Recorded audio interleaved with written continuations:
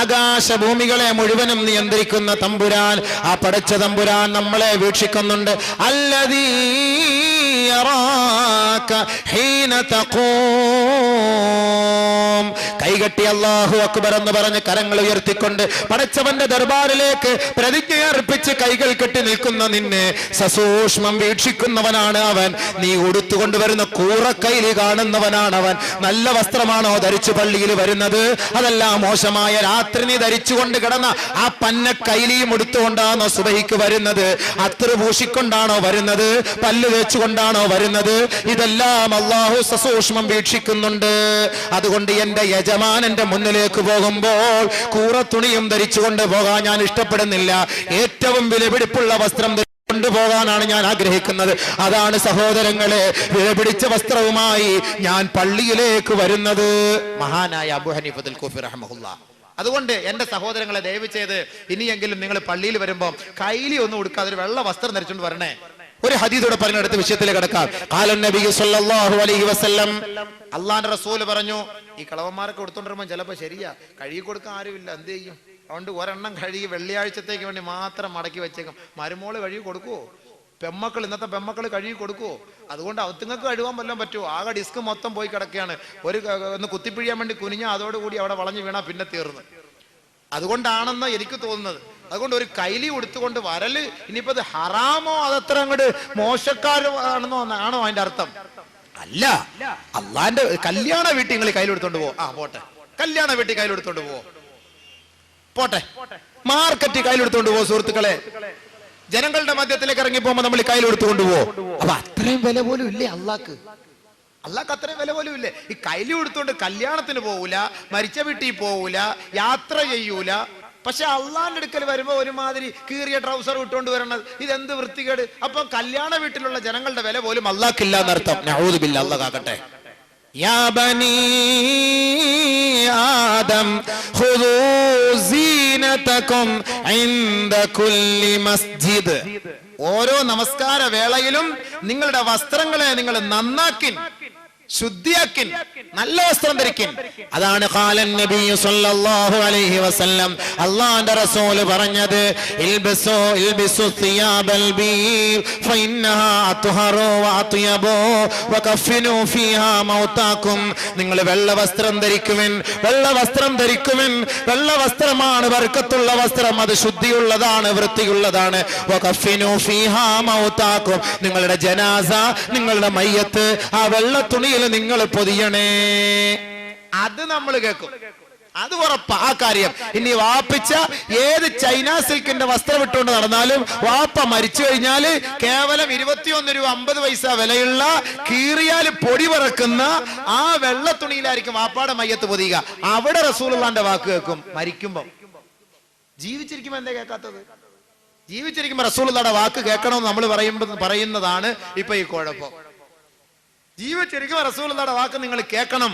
എന്നാ മരിച്ചു കഴിഞ്ഞാൽ അവിടെ വേറെ സഹായം നിങ്ങൾക്കുണ്ടാകും എന്ന് പറഞ്ഞാൽ പ്രശ്നമായി. മരിച്ചു കഴിഞ്ഞാൽ പ്രശ്നമില്ല പിന്നെ ഒന്നും. അതുകൊണ്ട് വെള്ള വസ്ത്രം ധരിക്കിൻ, ജീവിച്ചിരിക്കുമ്പോഴും ധരിക്കിൻ, മരിക്കുമ്പോഴും ധരിക്കിൻ. അല്ലാഹു അമൽ ചെയ്യാൻ തൗഫീഖ് നൽകുമാറാകട്ടെ. അപ്പോൾ ഞാൻ പറഞ്ഞു വന്ന വിഷയം സിവാക്ക്, മിസ്വാക്ക് ചെയ്യുക നബിമാർ പ്രവാചകന്മാരുടെ സുന്നത്തിൽപ്പെട്ട കാര്യമാണ്. അത്തർ നബിമാരുടെ സുന്നത്തിൽപ്പെട്ട കാര്യമാണ്. നാലാമത്തെ കാര്യം നിക്കാഹ്, കല്യാണം കഴിക്കൽ നബിമാരുടെ സുന്നത്തിൽപ്പെട്ട കാര്യമാണ്. അതാണ് അന്നിക്കാഹു മിൻ സുന്നതി, നിക്കാഹ് എന്റെ സുന്നത്താണ്. من أراد أن يلقى الله طاهرا مطهرا فليتزوج. പരിശുദ്ധ മനസ്സോടുകൂടി അള്ളാന്റെ ദർബാറിലേക്ക് പോകണമെന്ന് ആർക്കെങ്കിലും ആഗ്രഹമുണ്ടോ? ഫൽയതസവ്വജ്, അവൻ വിവാഹം കഴിച്ചു കൊള്ളട്ടെ. നല്ല മനസ്സോടെ അള്ളാന്റെ അടുക്കലേക്ക് പോകണമെങ്കിൽ, ശുദ്ധ മനസ്സോടുകൂടി അള്ളാന്റെ അടുക്കലേക്ക് പോകണമെന്ന് ആഗ്രഹമുണ്ടോ? വിവാഹം കഴിച്ചോ. നബി സല്ലല്ലാഹു അലൈഹി വസല്ലം തങ്ങൾ അല്ലാഹു തആല ദുനിയാവിലും ആഖിറത്തിലും നബിതങ്ങൾക്ക് പുറത്തു കൊടുത്തിരിക്കുകയാണ്. നബിതങ്ങൾ എത്രയോ ഉന്നതനായ വ്യക്തിത്വത്തിന്റെ ഉടമയാണ്. നമുക്കും ആ ഒരു പദവിയിലേക്ക് എത്തിപ്പെടണമല്ലോ. അതുകൊണ്ട് 3 കൂട്ടർ തീരുമാനിക്കുകയാണ്. ജാഅ സലാസതു റഹത്തിൻ ഇലാ ബുയൂതി അസ്വാജിൻ നബി സല്ലല്ലാഹു അലൈഹി വസല്ലം. 3 പേർ ഒരു സംഘത്തില് നബിതങ്ങളുടെ പത്നിമാരുടെ ഭവനത്തിലേക്ക് പോവുകയാണ്. എന്തിനാണ്?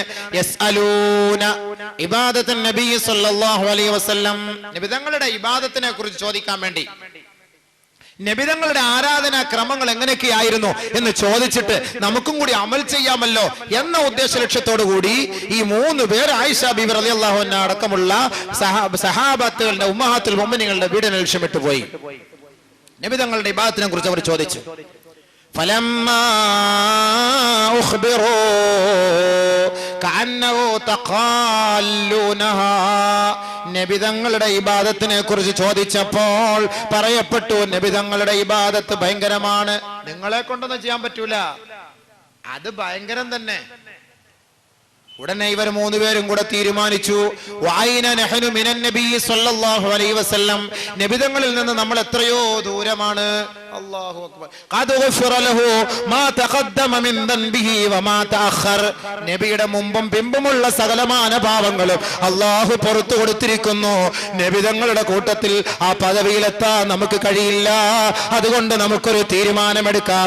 വഖാല അഹദുഹും, അവരിൽപ്പെട്ട ഒരാൾ ഒരു തീരുമാനമെടുത്തിട്ട് പറയുകയാണ്, അമ്മാ ഫാന ഉസല്ലി ഫലം അർഖുദു, ഞാൻ ഇനി ഉറങ്ങുന്നേ ഇല്ല, ഞാൻ ഇനി നിസ്കരിക്കാൻ തുടങ്ങാൻ പോവാ, എനിക്ക് ഉറക്കം വേണ്ട. കാരണം എന്താ? നബിതങ്ങളുടെ പദവി വലുത്, ആ ഒരു ദർജയിൽ അവിടെ എത്തിപ്പെടണമെങ്കിൽ എനിക്ക് ഉറങ്ങിക്കൊണ്ടിരുന്നാ പറ്റൂല, അതുകൊണ്ട് ഞാൻ ഇനി ഉറക്കമൊക്കെ ഒഴിവാക്കിയിട്ട് നമസ്കരിക്കാൻ തുടങ്ങാൻ പോവുകയാണ്.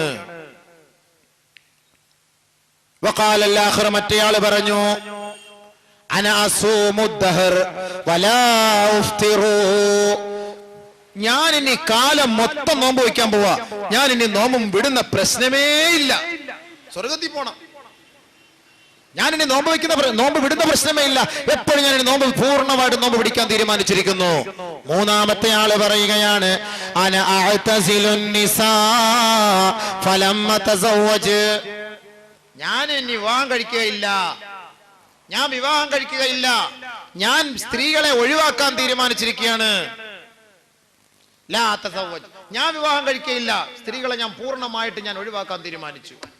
ഇത് കേട്ടുകൊണ്ട് ജാ റസൂലുള്ളാഹി സ്വല്ലല്ലാഹു അലൈഹി വസല്ലം, നബിതങ്ങൾ അവരുടെ ഇടയിലേക്ക് കടന്നു വന്നുകൊണ്ട് ഖാല, ചോദിക്കുകയാണ്, അൻതുമുല്ലദീന ഖുൽതും കദാ വ കദാ, നിങ്ങളാണോ ഇങ്ങനെയൊക്കെ പറഞ്ഞത്, ഞാൻ ഇനി കല്യാണം കഴിക്കൂല, ഞാൻ ഇനി ഉറങ്ങൂല, ഞാൻ ഇനി നോമ്പ് വിടൂല എന്നൊക്കെ നിങ്ങളാണോ പറഞ്ഞത്? ഖാലൂ നഅം, അതേ നബിയേ, ഞങ്ങളാണ് പറഞ്ഞത്. എങ്കിൽ അല്ലാഹുവിന്റെ റസൂൽ പറയുകയാണ്, എങ്കിൽ കേട്ടോ, അമാ വല്ലാഹി, അറിഞ്ഞോ അല്ലാഹു ആണ് സത്യം, ഇന്നി ലഅഖ്ശാകും ലില്ലാഹ് വഅത്ഖാകും ലഹു, ഏറ്റവും കൂടുതൽ അല്ലാഹുവിനെ ഭയപ്പെടുന്നത് ഞാനാണ്, നിങ്ങളൊന്നുമല്ല, നിങ്ങളെക്കാൾ ഏറ്റവും കൂടുതൽ 10 മടങ്ങ് ഞാനാണ് അല്ലാഹുവിനെ ഭയപ്പെടുന്നത്. വലാകിന്നി, പക്ഷേ ഞാൻ അസൂമു, നോമ്പ് പിടിക്കുന്നു, വഅഫ്തിറു, ഞാൻ നോമ്പ് വിടുന്നു,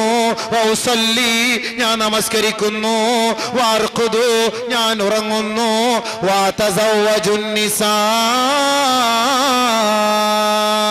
ഞാൻ വിവാഹം കഴിക്കുന്നു. ഫമൻ റഗിബ സുന്നതി, ആരൊരാൾ എന്റെ ഐച്ഛികത്തിൽ നിന്ന് പിന്മാറുന്നുവോ, വിവാഹം കഴിക്കാതെ ഒഴിവാകുന്നുവോ, ഫലൈസ മിന്നീ, എന്റെ മില്ലത്തിൽപ്പെട്ടവനല്ല, എന്റെ സമുദായത്തിൽപ്പെട്ടവനല്ല. തീർന്ന. ഇത്രയും നമസ്കാരവും ഇബാദത്തും നോമ്പും എല്ലാം അമലുകളും ചെയ്യുന്ന നബിതങ്ങൾ പറയുകയാണ്, ഞാൻ ഇതൊക്കെ ചെയ്യുന്ന വ്യക്തിയാണ്, പക്ഷെ ഞാൻ കല്യാണം കഴിക്കുന്നു. അതുകൊണ്ട് നിങ്ങൾ എന്നെ ഈ മാർഗത്തിൽ നിന്ന്, എന്റെ മാർഗത്തെ അംഗീകരിക്കാൻ തയ്യാറാണെങ്കിൽ നിങ്ങൾ വിവാഹം കഴിക്കണം, ഇല്ല എങ്കിൽ നിങ്ങൾ വിവാഹം കഴിക്കണ്ട. ഫമൻ റഗിബ അൻ സുന്നതി ഫലൈസ മിന്നി, എന്റെ നിക്കാഹ്, എന്റെ ഈ ഐച്ഛികത്തിൽ നിന്ന് നിങ്ങൾ ഒഴിവായാൽ അവൻ എന്റെ സുന്നത്തിനെ ഹയാത്താക്കാത്തവനാണ്. നഊദു ബില്ലാഹ് കാക്കട്ടെ. അപ്പൊ അതുകൊണ്ട് കല്യാണം കഴിക്കൽ നിർബന്ധമായ ഒരു കടമയാണെന്ന് മനസ്സിലാക്കിക്കോ. ഇനി വെച്ച് നീട്ടണ്ട. ഇത്ര നാളും അറിയാതൊക്കെ സംഭവിച്ചു പോയി. എത്രയും പെട്ടെന്ന് നാളെ തന്നെ പോയി കാര്യങ്ങൾ നടത്താനുള്ള തീരുമാനത്തിലേക്ക് വേണ്ടി എല്ലാവരും ഒരു പ്രതിജ്ഞയോടെ വേണം പോകാൻ. എന്താ പ്രശ്നം? പുലൂസ് മാഫി. എന്നാ അള്ളാഹു പറയാണ്, നിനക്ക് ഞാൻ പുലൂസ് വരാം, നിങ്ങൾ നീ പെണ്ണ് കെട്ടിക്കോ. منكم والصالحين من عبادكم وإمائكم إن يكونوا فقراء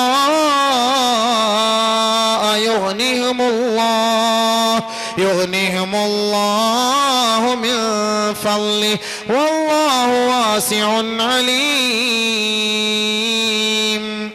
അല്ലാഹു തആല പറയുകയാണ് ഇവിടെ, നിങ്ങളിൽപ്പെട്ട അള്ളാഹുവിന്റെ അടിമകളിൽ നിന്ന് സുഹൃതവാന്മാരും സുഹൃതവതികളും സ്വാലിഹീങ്ങളും സ്വാലിഹാത്തുകളുമായ അടിമകളിൽ നിന്നും സ്വതന്ത്രരിൽ നിന്നുമുള്ളവരെ തെരഞ്ഞുപിടിച്ചുകൊണ്ട് നിങ്ങൾ വിവാഹം കഴിക്കാൻ ആഹ്വാനം ചെയ്യണം, പ്രചോദനം ചെയ്യണം, കല്യാണം കഴിപ്പിക്കണം.